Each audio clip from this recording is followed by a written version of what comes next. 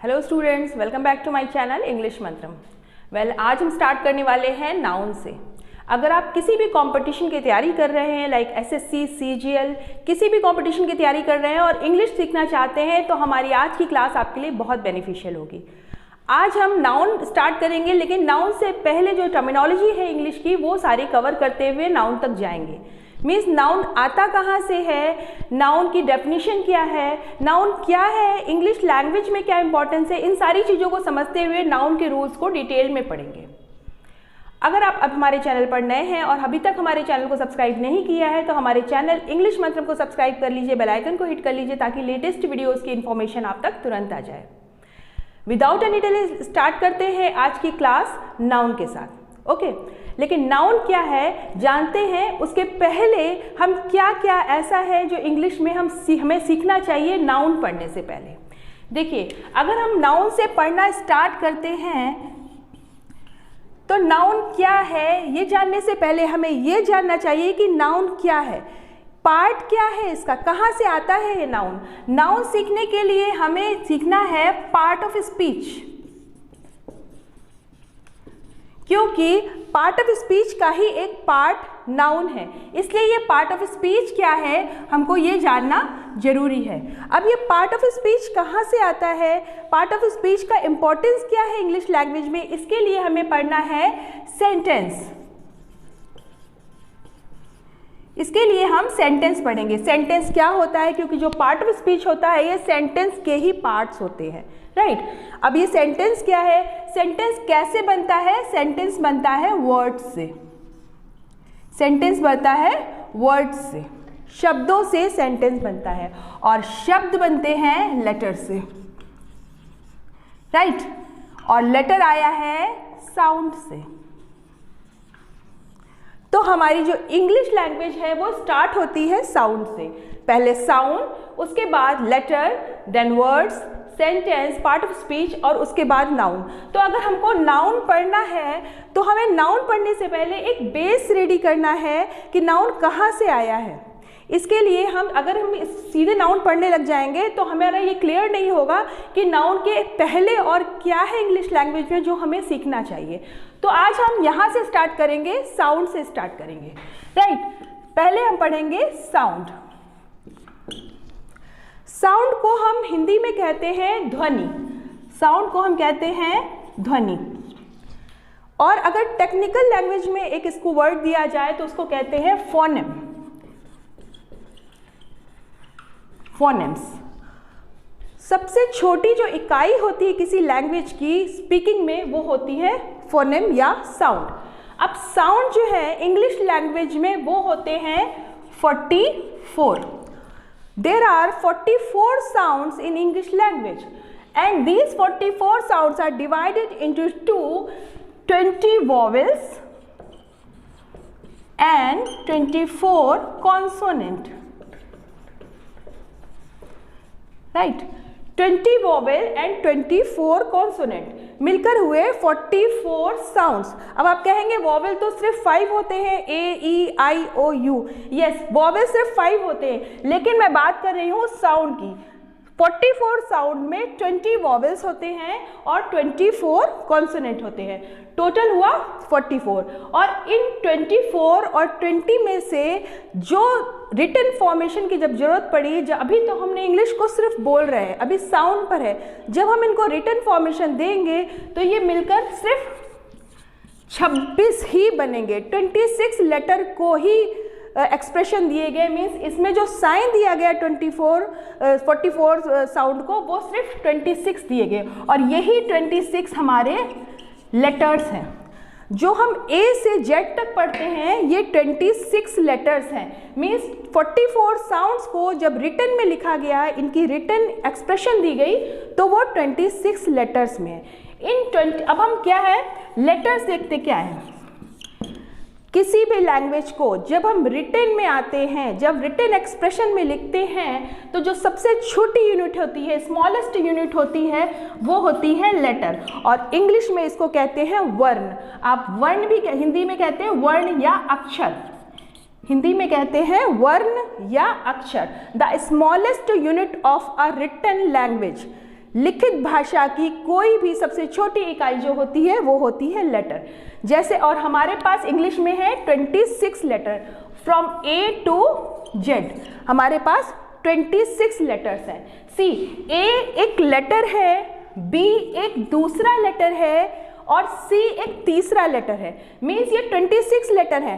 Alphabet में के साथ इनको कंफ्यूज नहीं करेंगे। अल्फ़ाबेट क्या होता है, जब हम A, B, C इस तरह करके पूरा Z तक लिखते हैं तो ये होता है अल्फ़ाबेट।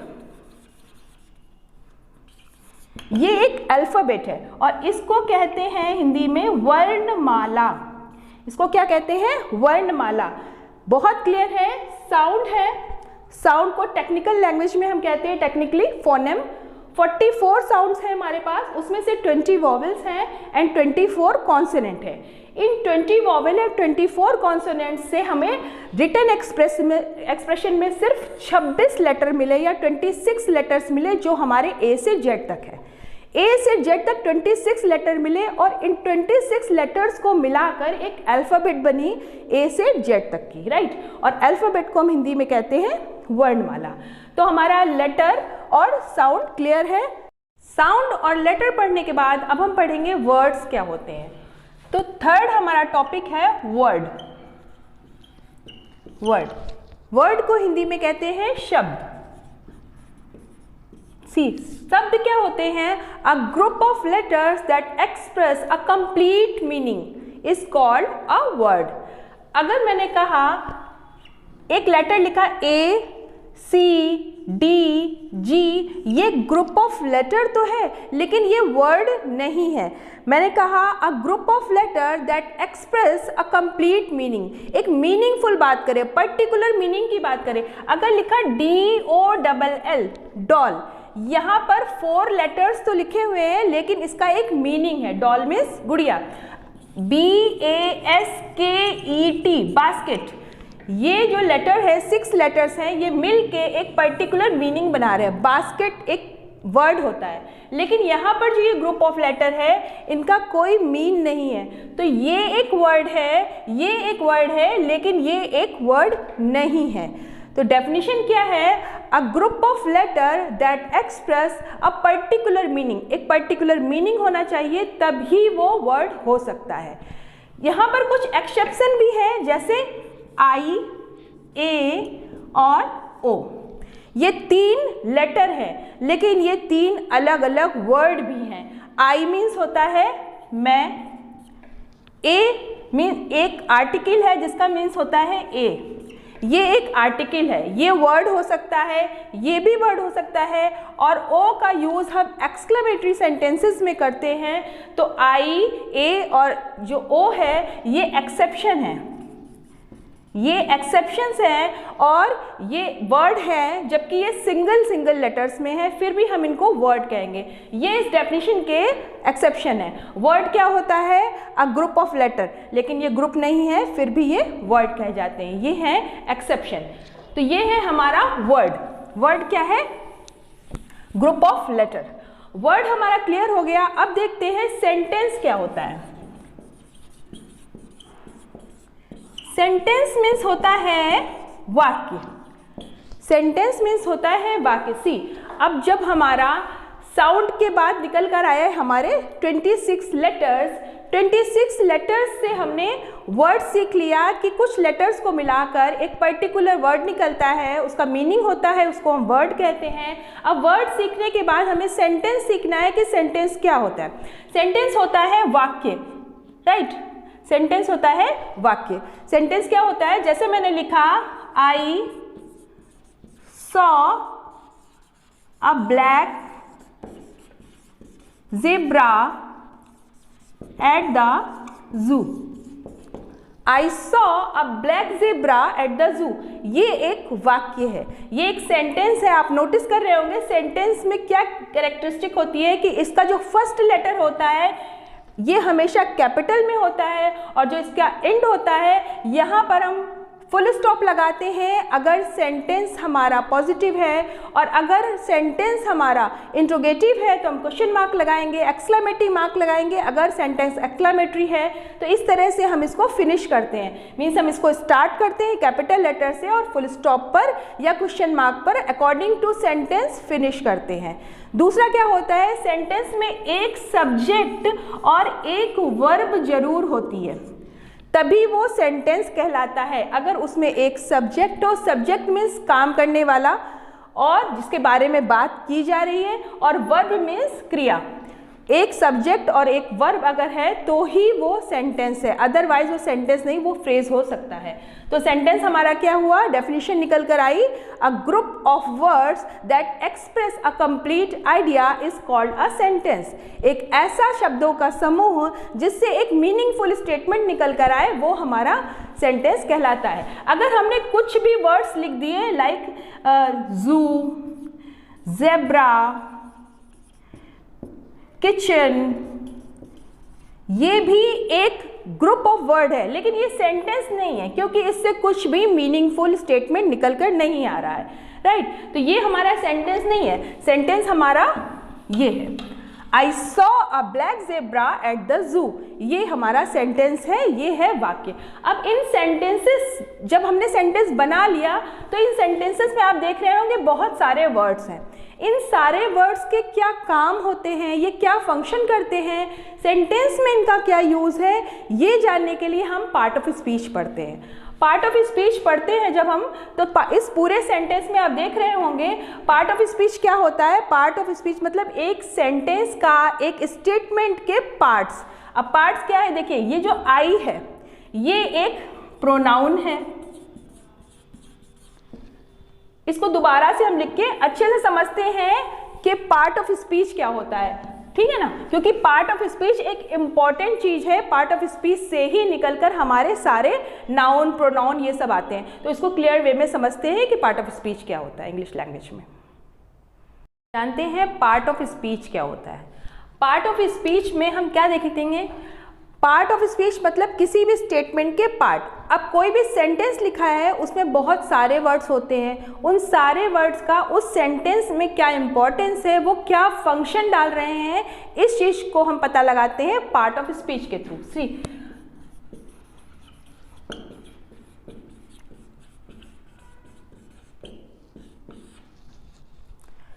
पार्ट ऑफ स्पीच में हम क्या जानते हैं कि सारे वर्ड्स का एक दूसरे के साथ क्या रिलेशन है, ये इंपॉर्टेंस शो करते हैं। पार्ट ऑफ स्पीच से का ये इंपॉर्टेंस है इंग्लिश लैंग्वेज में कि इससे हमें ये पता चलता है कि जो वर्ड्स यूज़ किए गए हैं एक सेंटेंस में उसका क्या आपस में रिलेशन है, किस तरह रिलेट करते हैं एक दूसरे से। अभी मैंने एक सेंटेंस लिखा था, I saw a black zebra at the zoo. ये एक सेंटेंस है, इसमें बहुत सारे वर्ड्स हैं और ये सारे वर्ड्स अलग अलग फंक्शन कर रहे हैं। जैसे मैंने लिखा आई, तो आई क्या है, एक प्रोनाउन है, सब्जेक्ट का काम कर रहा है। सॉ एक वर्ब है, अ एक आर्टिकल है, ब्लैक क्या है, यहां पर एडजेक्टिव का काम कर रही है। ज़ेब्रा एक नाउन वर्ड है, एट एक प्रेपोजिशन है, जू अगेन एक नाउन है, राइट। तो इस तरह ये सारे वर्ड्स जो हैं ये अलग अलग फंक्शन कर रहे हैं। प्रोनाउन भी है, वर्ब भी है, आर्टिकल, एडजेक्टिव, प्रेपोजिशन, नाउन। तो इन सब का आपस में क्या रिलेशन है, हम पार्ट ऑफ स्पीच के अंदर पढ़ते हैं, राइट। पार्ट ऑफ स्पीच में इंग्लिश लैंग्वेज में 8 पार्ट होते हैं और वो 8 पार्ट कौन कौन से होते हैं। फर्स्ट क्या है, noun, second pronoun, third verb, fourth adverb, fifth adjective, sixth preposition, seventh conjunction and 8th interjection. Right, ये 8 पार्ट ऑफ स्पीच हैं जो हम पार्ट ऑफ स्पीच के अंदर पे पढ़ेंगे। Noun, pronoun, verb, adverb, adjective, preposition, conjunction and interjection. सबसे पहले हम नाउन पढ़ेंगे। तो पार्ट ऑफ स्पीच की क्या इंपॉर्टेंस है, जो ये सेंटेंस मैंने लिखा था इसके अंदर पे ये जितने पार्ट ऑफ स्पीच आए हैं, वर्ब, आर्टिकल, एडजेक्टिव, इन सब चीज़ों को हम डिटेल में पढ़ेंगे कि ये क्या होते हैं, इनके रूल्स क्या हैं और किस तरह से इंग्लिश लैंग्वेज में इनकी इंपॉर्टेंस है। आज हम स्टार्ट करने वाले हैं नाउन से। नाउन क्या होता है इसको डिटेल में जानेंगे। नाउन का फंक्शन क्या होता है, नाउन को कैसे आइडेंटिफाई करते हैं सेंटेंस में, और उसके साथ उनके कई तरह के जो पार्ट्स होते हैं, 5 पार्ट्स होते हैं नाउन के, वो पढ़ेंगे। उनके रूल्स को डिटेल में समझेंगे। ये सारी हम नाउन में पढ़ेंगे। जानते हैं नाउन क्या होता है। इतनी सारे टर्मिनोलॉजीज पढ़ने के बाद अब हम आ गए हैं नाउन पर। नाउन हमारा मेन टॉपिक है। नाउन क्या होता है इसको जानते हैं, राइट। नाउन क्या है? अगर वन वर्ड में नाउन डिफाइन करना हो तो आप क्या कहेंगे? नाउन क्या है? नाउन एक नेमिंग वर्ड है। नाउन क्या है? एक नेमिंग वर्ड है। नाउन एक नेमिंग वर्ड है। ऐसी कोई भी चीज जिसको हम एक नाम दे सकते हैं, ऐसी कोई भी फीलिंग, ऐसी कोई भी जगह जिसको एक नाम दे सकते हैं, वो सारी चीजें नाउन है, राइट।